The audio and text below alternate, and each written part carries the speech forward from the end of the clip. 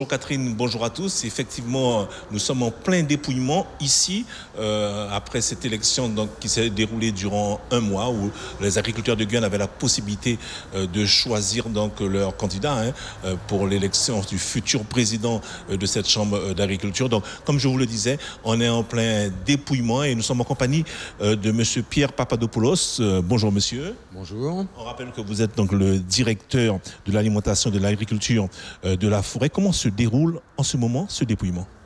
Pour le moment, on ouvre effectivement toutes les enveloppes qui nous ont été envoyées, en présence, comme vous avez pu le voir, d'une forte affluence de scrutateurs, si on peut dire. Et dans quelques instants, on va effectivement ouvrir les enveloppes pour en voir le contenu et le choix des électeurs. Alors, il y avait une particularité cette année pour cette élection, c'est le vote électronique. Est-ce que les agriculteurs de Guyane ont joué le jeu?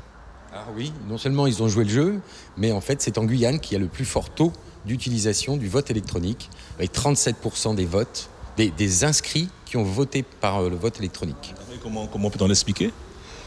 Je pense qu'il y a la distance aussi qui fait que pour se déplacer, peut-être, certains ont choisi de rester à la maison. Bon voilà, plutôt que d'aller à la poste. Donc l'ambiance dans cette salle se passe bien, les candidats sont présents, il n'y a pas de tension? Moi je trouve que c'est d'abord extrêmement discipliné, vous avez pu le voir, c'est très calme, c'était même un peu détendu à quelques moments où on souriait. Pour l'instant tout est calme et très détendu.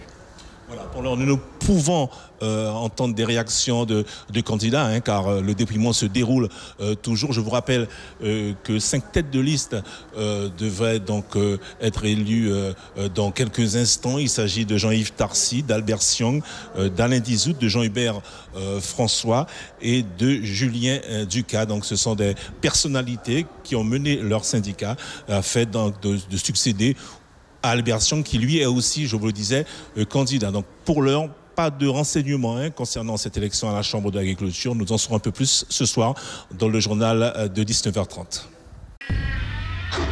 Suivez l'info sur Guyana Première, télé, radio et Internet.